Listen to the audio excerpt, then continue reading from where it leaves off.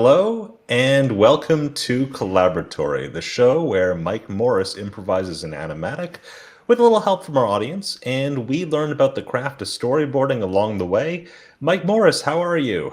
Hey, I'm doing good. How are you? I'm doing great, and I'm looking forward to the Ottawa International Animation Festival and the Animation Conference, which runs from September 21st to the 25th. If you know anyone heading up, tell them to say hello at the Animators Picnic. So, Mike, today we're here for a part two. Yes.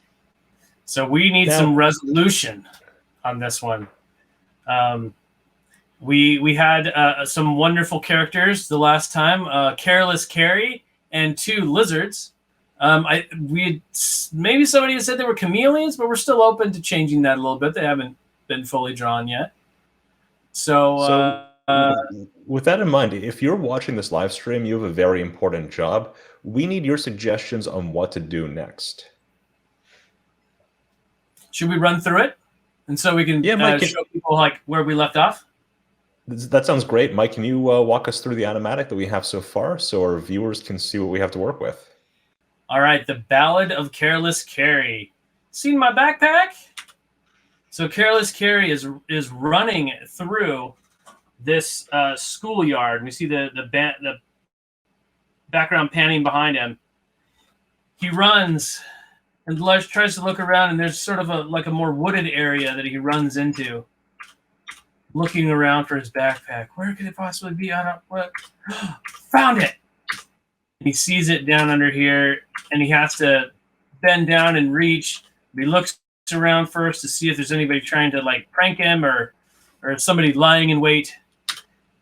But then he hears like a ting, ting, ting clanging sounds, and he looks down in there, and you see him just drop his eyes down in, and we see cling, a paperclip and a ruler clash, wielded by tiny little hands. So, as our viewers can see, we have a character. There's a forgetful kid who loses his things that we've named Careless Cary. He's in a setting, a schoolyard, and then I guess also inside a backpack. And there's a conflict, some sort of, well, at first his backpack was missing, and then we find out there's some sort of duel happening inside the bag. So, Mike, where might our viewers take this? Well, there's a lot of different ways you could take this. I mean, but the biggest thing is we kind of have a second conflict. And so what's the conflict over? Why are these two lizards fighting? You know, maybe it could even be we talked about them being lizards, but maybe one's a lizard and one's not. What if the other one was a chipmunk? I mean, we basically need two more characters. All right, so we need characters. We need to establish who is fighting in the bag. We need to establish what they're fighting about. And then we need to figure out how the fight resolves. So while the suggestions come in, since we're dealing with small characters this week, I thought I'd ask you about scale. So, Mike, what are some things that you can do as a storyboard artist to demonstrate and maybe exaggerate the difference in size between two characters? Well, I mean, you know, playing with size and your spatial surroundings is really fun a lot of the time. And it all boils down to what you need out of the shot. You know, if you want to make somewhere look wide and vast, you know, sometimes it's helpful to sort of have that, you know, atmospheric perspective. You know, say somebody's like got this trip that they're going through on the mountain, you know, and then even if you put them in the foreground and they're looking at somewhere they're going, or like maybe there's like a castle or something on this peak, you know, it's like Simon Belmont looking up at Dracula's castle. Even if you put him like right down here in the foreground, let me just turn off these little bits here. Now he's got his whip. He's ready to go. Armor and such.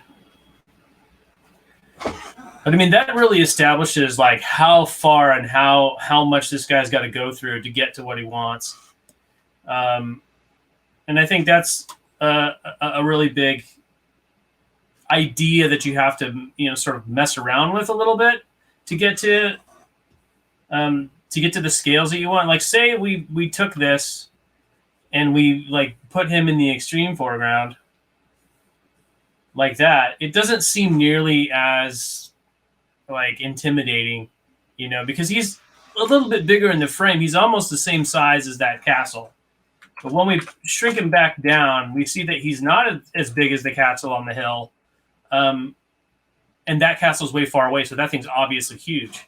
I mean, you can also play with other aspects of stuff, like putting things in the near foreground as well. Like, say there's like a giant, enemy right here. We'll say he's a giant minotaur or something like that, right? And this is all using like 1 point perspective, basically. Like, it's flat. You can sort of see very clearly one character is bigger than another element. Right. I mean, this is we're keeping it basic at the moment, and this guy's got an axe that's like just as big as he is, Then I think one of the cool things with putting him even like so where his legs aren't even touching, the ground or whatever like that. It can give the suggestion that even this hill is elevated, and he's got a long way to go before he can get to his goal. I think one of the cool things about like 1 point perspective is how it could either show or be used to sort of hide differences in scale. Like, you could have the sort of forced perspective of something close up to the screen looks big until you're given more context and you realize it's small. Sure. I mean, there's other ways you can play with it as well. I mean, there's always the ever-present cliffhanger type shot where you've got like some sort of chasm or something like that, And this is, again, very much a 1 point perspective-ish type thing. Some sort of, perspective shot right here where all your points are leading down to where the danger is, right? So if we were to, delineate this a little bit, we would have like a surface that's like right here. We would have a character, and the character could be a little bit larger in the foreground so we can see their, reaction to what is happening with them.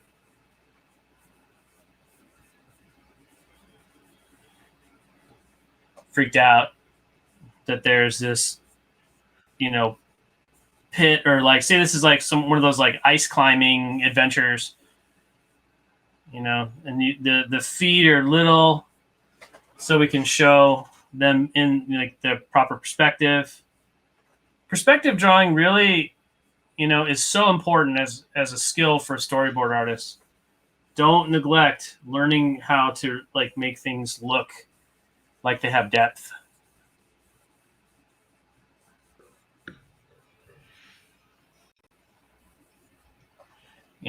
Maybe this is a lady.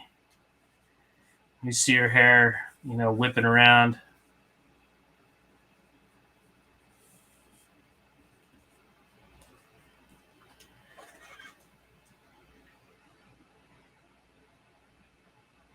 All right, we've got some suggestions.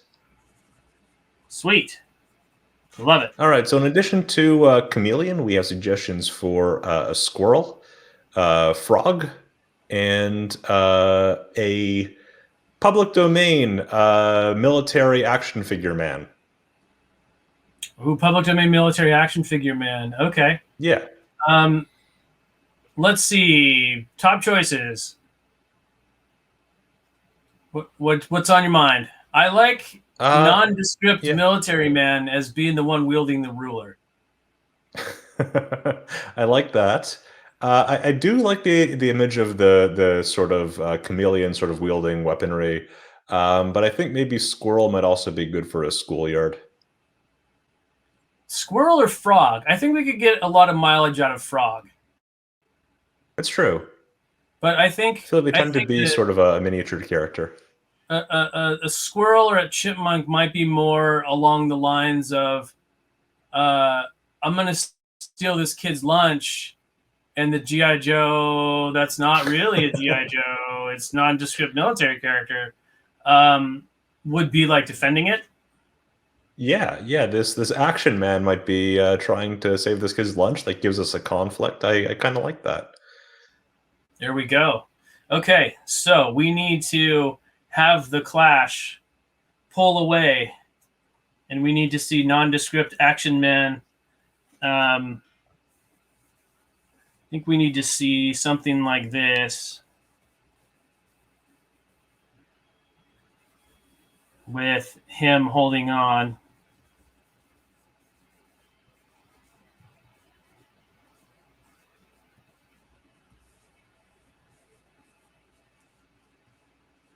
And he's totally not Duke. And by that I mean John Wayne. But I don't. um,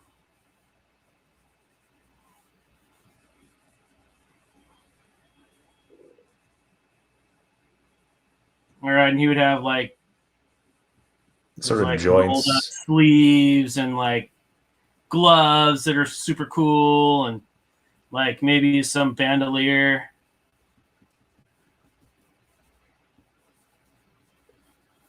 But definitely rippling muscles. And then maybe back here is like his lunchbox, you know? If he's an action figure, would he have like sort of a ball and socket joint for his arm? Absolutely, he would. So let's just draw that in. So I think that suggests. Toy. Yeah, exactly. It suggests toy. So we're getting a little bit into like Toy Story territory. I think so. So we'll have this be here as part of the. But this is more of a an action figure vignette than a Toy Story. Yeah, sure. I would agree with that. There's no way you're getting that lunch, monk.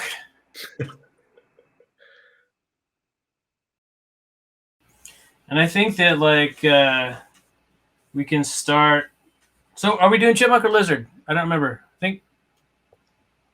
I think it's up to us because we had Chameleon suggested, we had Chipmunk suggested. So what do we feel is more amusing? I feel like the fun thing about chameleons is they sort of have the googly eye thing going on, but I don't think they'd want a lunchbox as much. Yeah, I think the chat is saying Chipmunk, but I think our decision's made for us.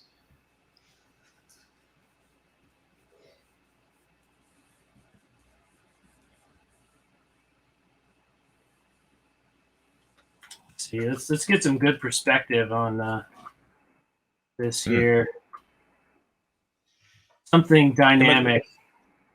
While you're working on that, I wanted to ask you, what shows do you feel do a good job at playing with characters at different sizes and scales? I've noticed that there's kind of a tendency to make like small characters really loud, like Zim and Invader Zim or Plankton and SpongeBob. Yeah, you know, I always like it when you can have a little bit of leeway to do some stuff with scale.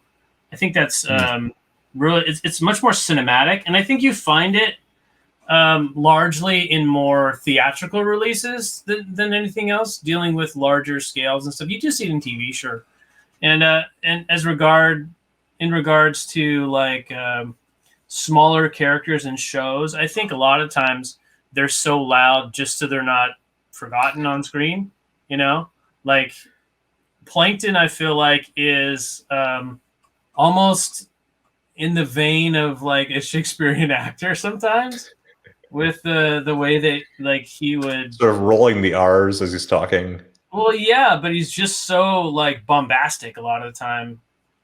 And Sort of you like know, I haven't the from watched a hell's heart ton. I stab at thee. Right. So I mean, I haven't watched a ton of SpongeBob, but I've seen enough to kind of know a little bit. But And you've also got sort of the small character being used for comic effect, like treated as grandiose, like Lord Farquaad and Shrek. sure, let's put a notebook in here, and maybe like a pencil box. You know, because we are dealing with scale. We got to make sure that things in this backpack are to scale a little bit. So why don't we take this and we'll move it off the thumbnails layer. We'll move that onto B.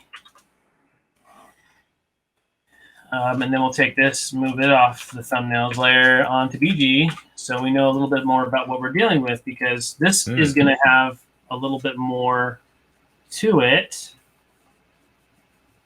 So we should draw out the background a bit more. Mike, as someone who's been working in storyboards for a while, would you say putting things on the correct layer is important? Oh, it's vital. It's critical.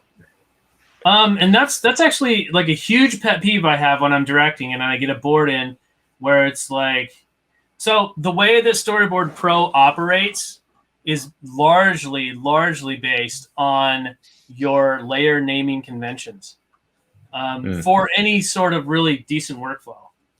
So in order to have something really work well, like the same character needs to be on the same name layer. So like layer B is for the squirrel, right?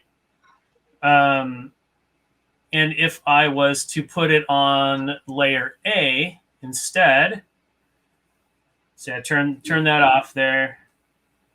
And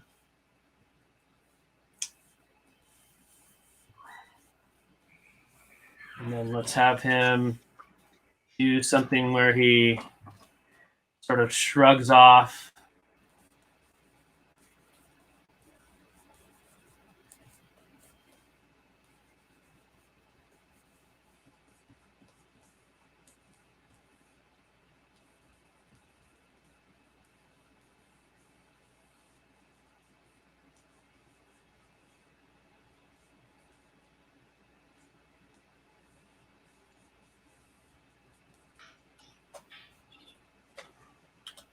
So now if I go back to the first layer,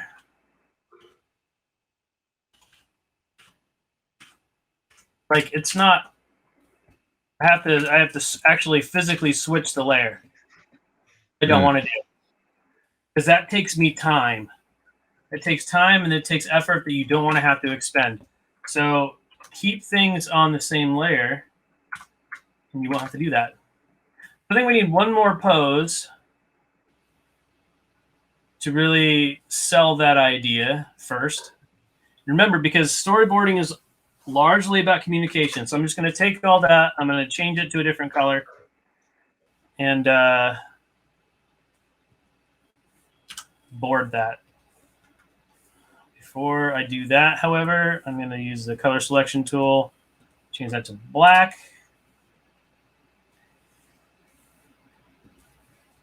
And then let's do him. You know what? I'm just going to manipulate that vector really quick. Take these drawings. Go like this. Grab these. That little guy.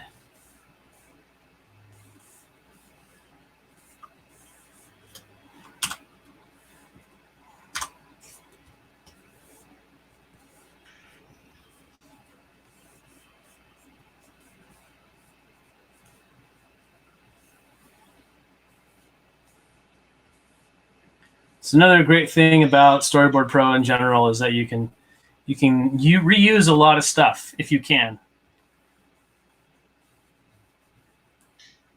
Yeah, I'm always really impressed by how much mileage you're able to get out of a drawing by moving some lines around, changing the rotation a bit, and suddenly you have a whole different drawing.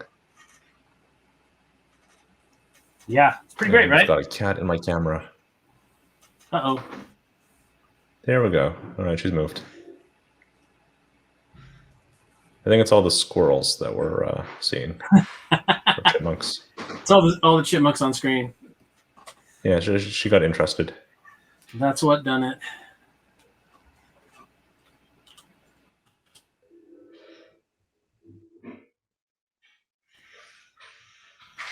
Okay, that's a little too long.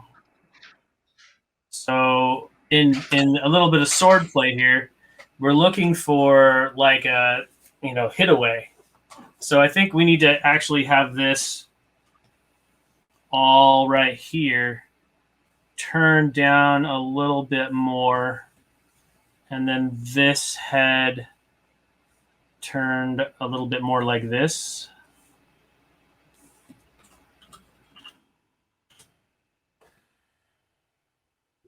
And then remember, if you hold shift, you can draw straight lines.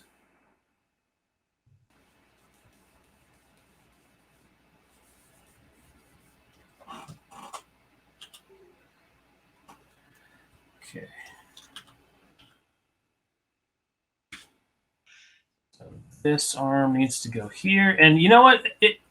Research is really important. We don't have a ton of time to do research, but if you're drawing something that's like a fight scene or something, especially with weapons, just do yourself a favor and learn a little bit about what you're doing. In this case, I would recommend that, like, for sword play, you can go to places like anything involving what's called HEMA, which is Historic European Martial Arts.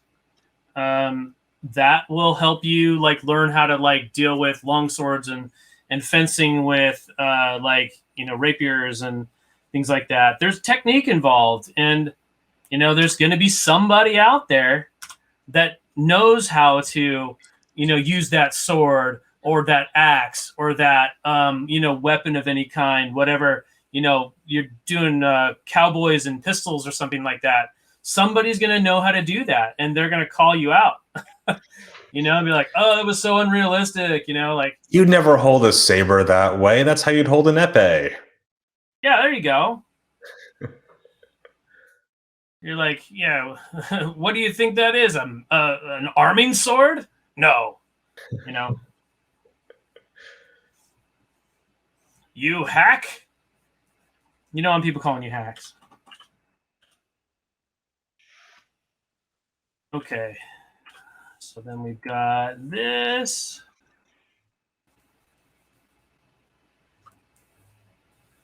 I mean, there's a proud tradition in filmmaking of having sword fighting that looks impressive but is entirely impractical.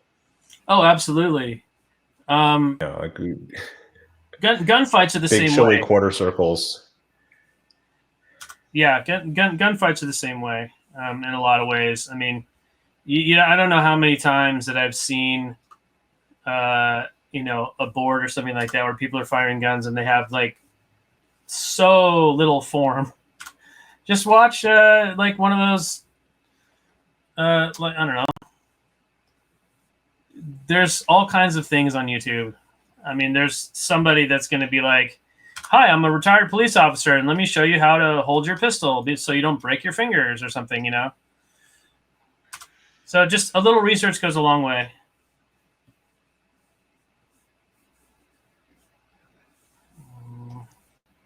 I do kind of like the element of animation where you kind of have to know how things work. Yeah, and that's one of the things I think is really interesting, just really about storyboarding, is that like you're going to be called upon to draw things that you normally wouldn't. Like I remember having to just draw like cars on the street, and I've never been a person who enjoys drawing cars or anything like vehicles. That's really never been something I've been super into. But now I'm a little Mike, bit more would you say into cars are easy? certain cars are easy. Other cars are not. I was fishing for no, it's hard. Well, I mean, there's some cars like Mm-hmm. You know, like more of like a boxy type car. You know, Yeah, like yeah. one of the. So But that's even a boxy type car, right? You got the steering wheel, you got the interior of the car, perspective changes, you kind of have to deal with it. yeah, but like then you got like your like Corvettes or whatever that are much Mm. more involved. I'm not going to draw that here, but All those round organic shapes. yeah. So those can get difficult. But I mean, research. That's the point of this, right? Research it. Make sure that you at least have a cursory understanding of it, and your board will reflect that knowledge, and it Yeah. will look And better, like and it will feel better. nowadays too, you can bring in like a 3D model for reference, but you should still know what's happening with the perspective and with the shapes and volumes. Yeah, don't let 3D models be your version of the calculator, right? Mm. Like people stopped doing math because calculators were there, and you should still be able to know like the underlying principle that you're using with the calculator, even if you do end up using the calculator because it's eventually faster. You know, you should know the underlying principle of the thing. Okay, so those are our other drawings. Okay, and I think now we need to have our guy jump back.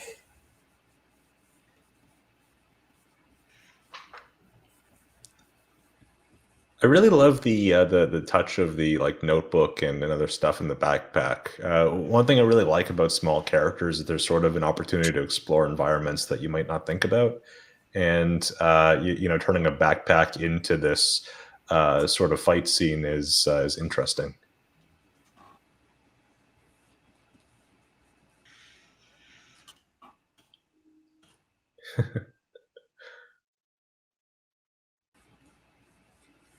So another thing that you can think about when you're doing like jumps and things like that, especially with animals and things, is the way that the legs are going. Like what's Hmm. pushing off of what, and how is that body working? You know, I feel like to be a really well-rounded storyboard artist, you need to have a little touch of animation behind you as well, especially in modern boards, which are so much more animatic based than they used to be. So learning how to do just even basic animation is going to help you out a lot. No, I'm just going to get rid of these two drawings because they're bugging me at this point. We're going to duplicate that frame. And then we're going to have him.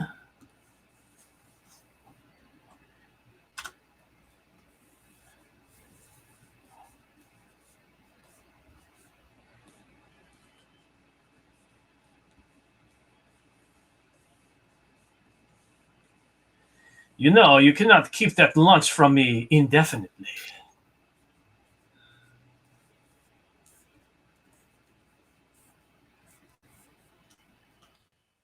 So Squirrel's a bit of a suave swashbuckler type figure. I would think so. Anybody who uses that sort of a blade, I feel like, is more in the swashbuckler arena. Hmm. About finesse.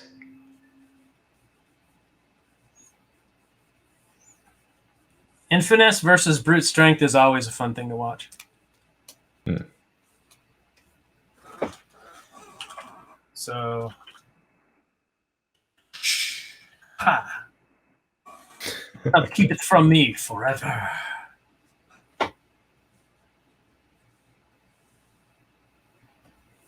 He looks like he's looking at camera there. Eye line. That's another thing we can talk about.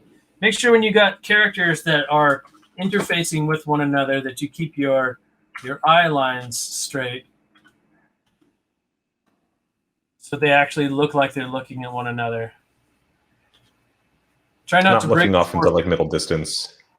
Yeah, or a 1,000-yard stare, or at the audience, breaking the fourth wall, that sort of thing.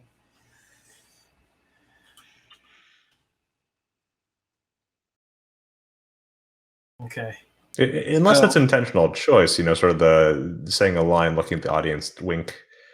Right, yeah. Well, there's always that. There's always going to be that intentional idea of, everybody's seen movies where that's happened. I mean, I think one of the more recent examples is like Deadpool or something like that, where he's constantly breaking the fourth wall. The character inherently breaks the fourth wall. Yeah. There's great characters that are like that. Bugs Bunny did that quite a bit. Where he'd look at the audience and say, "Ain't I a stinker?" or something. Every animal in the Flintstones that sort of looks at the camera and says, "It's a living." Oh yeah, absolutely. Let's get a little bit more of a stretch on this extended leg here too. Now that I'm looking at it.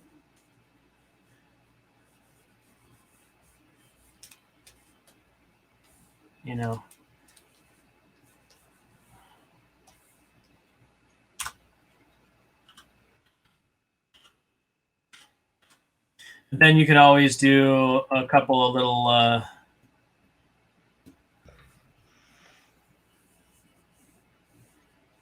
of these, and then using a really handy perspective tool like this, you can. It's a fun trick.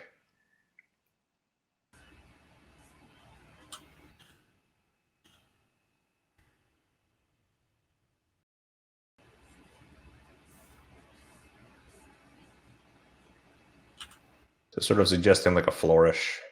Yeah, he's got a little flourish there. So I'm going to copy this one and then paste that one. So we've got flourish. What I really like about these techniques that you use is they're really fast, right? Like you get a lot of expression, a lot of suggestion of movement, but you're not spending a whole lot of time on the individual panels. Well, we've only got so much time in this stream, so you got to work efficiently. Okay, so let's. I just admire that because it's difficult. Let's relegate this to the BG here, and we'll get this out of the thumbs layer. I always like to have a thumbnail layer to use just to sort of get my thoughts out, and then you can go over it and fix it up however you need to, but you've still got it there. So in case you need to go back to it for any reason, you can. Like say the drawing is just not working, you want to go back to the thumbnail because it worked better, then you can. If you just keep the thumbnail layer at the bottom, and you can always refer to it. And if you're done with it, you just turn it off. Okay, so this, keep that like this. And then we got a question in the chat. Do you find that you use the onion skin tool in Storyboard Pro, or do you just prefer using sort of the technique where you change the color of the lines and draw over? Depends. I use the onion skin for more finer detail things. Like if I'm having to like put a breakdown in between something, a breakdown being the sort of descriptive pose between two keys.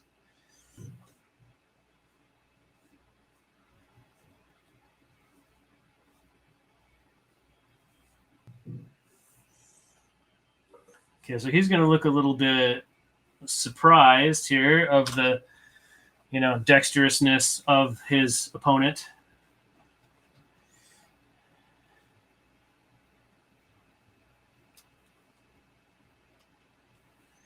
And I think he needs to have a little show of force here. And for the benefit of that particular person, we're going to use the good old onion skin. I think he would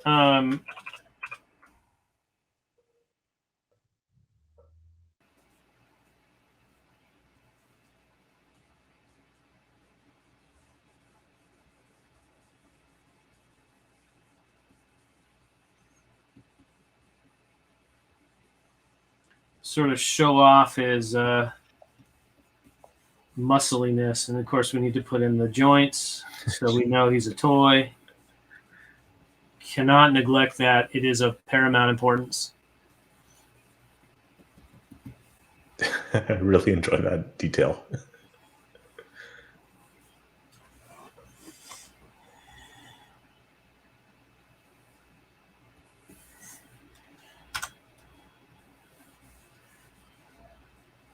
Let's see. Let's get a cool pose for him. You just come on over and try it, Squeaky.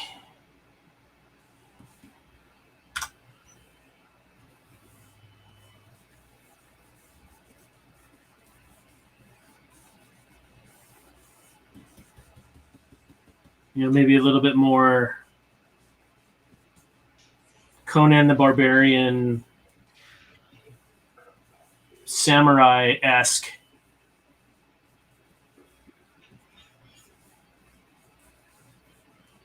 That's cool. Hey, Mike, we got a question in the chat that I think might be. I think this is a great question. They're asking, or the background is they're struggling sometimes and feel like they're animating too much when making animatics. What's the good amount? Like, what's a good minimum to have to make a clear, understandable animatic from a storyboard, but not going all the way into animation? That's a good question. There's a pretty fine line there. I think the biggest thing that you need to think about is, what are you describing? What do you need to describe? You know, and what don't you need to describe? Those are the two distinctions you really have to make as far as how much you have to in between something. Does it read on the screen if you're doing an animatic? Can you, like, say somebody is dropping from a height, you know, they're jumping down on something.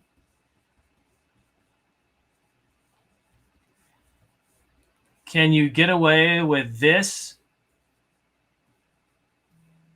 You know, let's just go ahead. We'll do the superhero 3-point landing, Spider-Man style.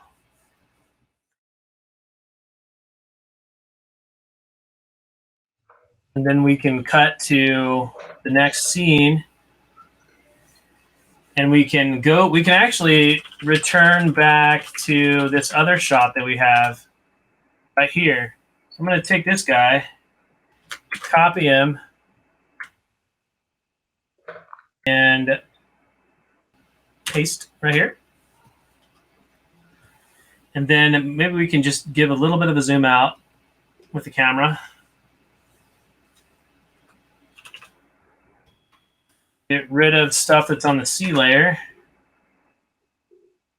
Go back to our selection tool. Camera up a little bit. And then we need to extend the set out a little to accommodate what we have now. And that's not going to help us. So we're just going to draw it over. Okay, I'm going to get the dropper tool, take sample, and then make my line a lot bigger and draw behind.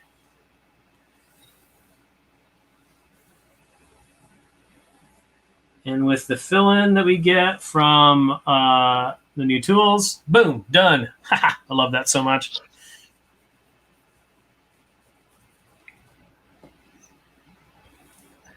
But we need to do just a little quick draw over with that. Not a big deal.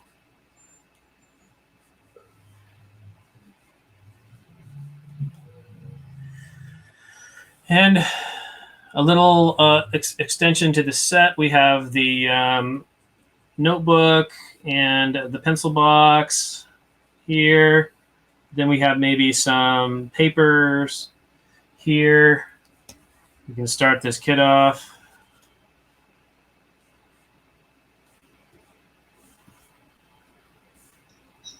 Careless Cary. Watching. Let's see. We came off here. Now we can see it's like swing over like this.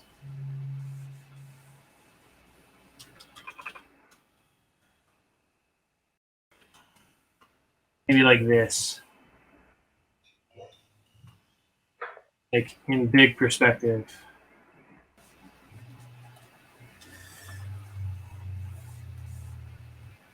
That's a nice touch. Whoosh. Like that. And we'll have squirrel.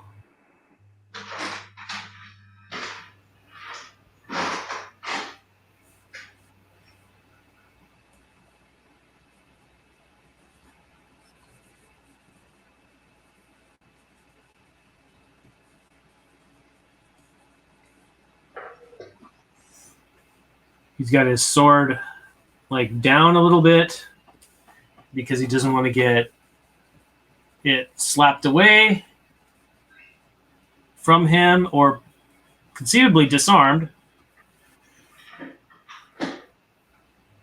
Again, these are the things that you need to think about when you're doing fight scenes. Like, what's the tactic? What's in the script as far as what the tactic is? How can I make this exciting? What do the characters do what they do? Mm-hmm. How do they do it?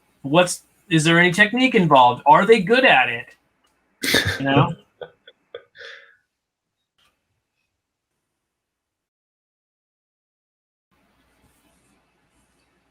Are they attacking like really clumsily? I think a lot of shows sort of default to like characters are competent and they know what they're doing, but you could have, sort of a kid in the garage making lightsaber noises with a car antenna. Sure.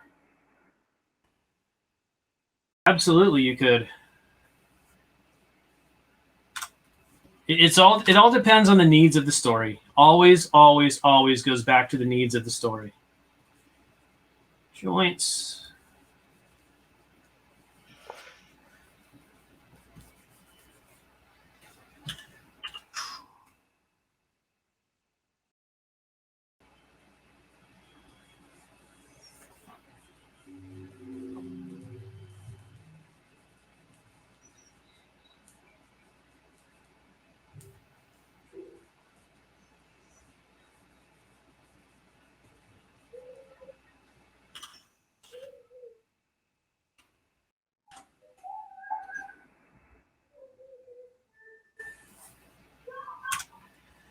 And then recovery. Let's have another big hit.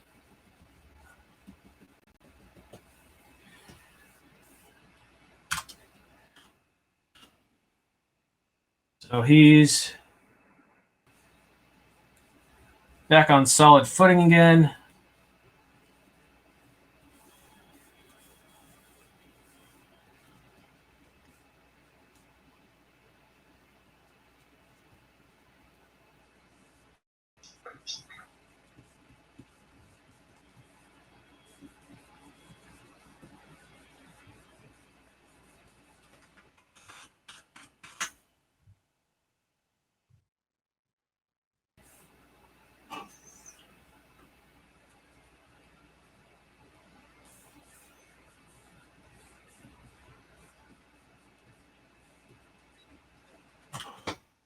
Oosh. Yeah.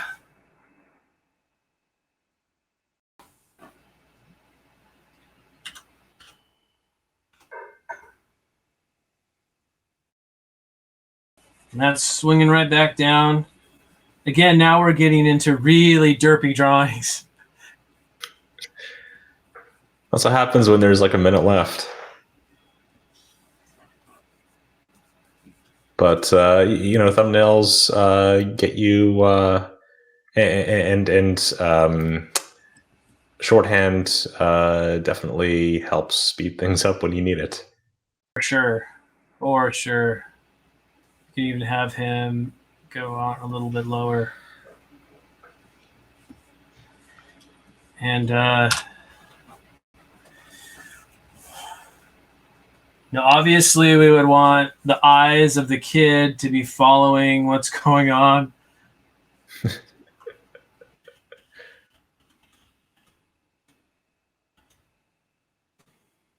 Oh, that's great.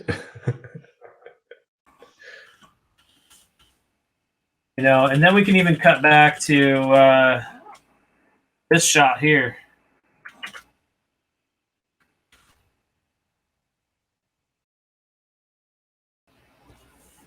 Do a little change of expression.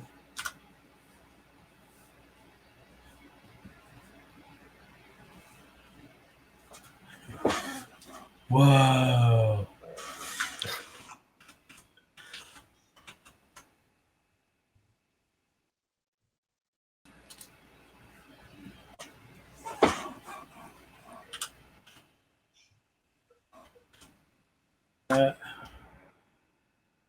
Duplicate.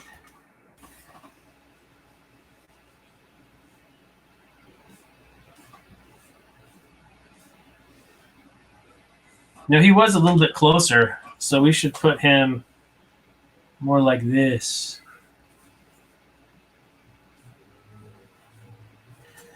With his arm on like the other side of the backpack. Give this a little raise. Body so it doesn't look like it's disconnected. Then copy that. Keep pushing and save.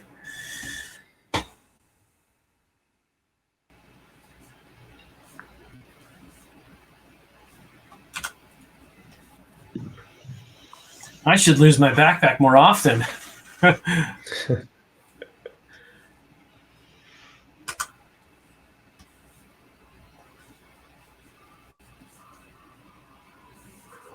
That's a nice spin to it.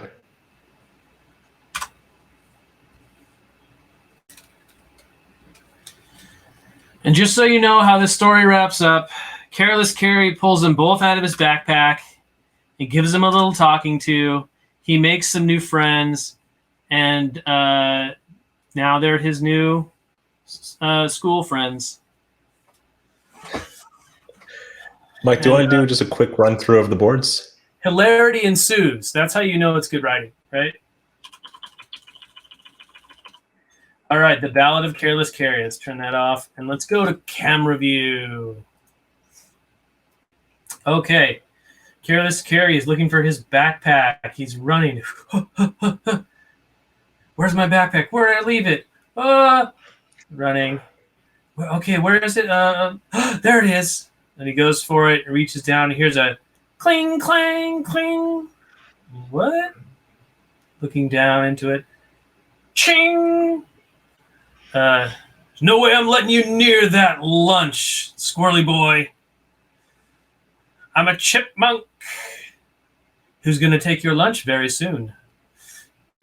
Over my plastic body! And then, boom. Oh. And, I should lose my backpack more often. All right, Mike, thank you so much for joining us once again for Collaboratory. Do you have any projects or topics you'd like to draw our attention to this week? Well, there might be one coming up, so look out for some announcements concerning Lightbox. So it's not officially yet, but hopefully soon we'll find out. And then you can follow Toon Boom on social media, and it'll be posted there, I'm sure. So I'd like to thank everyone who joined us for Collaboratory. If you'd like to try your hand at storyboarding, you can download a 21-day trial of Storyboard Pro from our website. The website is toonboom.com, where you can also find all of our social media accounts. And our next stream takes place on Thursday, September 8th. We'll be interviewing the creator of God School, an independent web series streaming for free on YouTube, with characters rigged in Harmony Premium. The pilot episode was viewed 7 million times, and you might want to check it out too. So thank you for watching, and be sure to tune in next time. See you guys.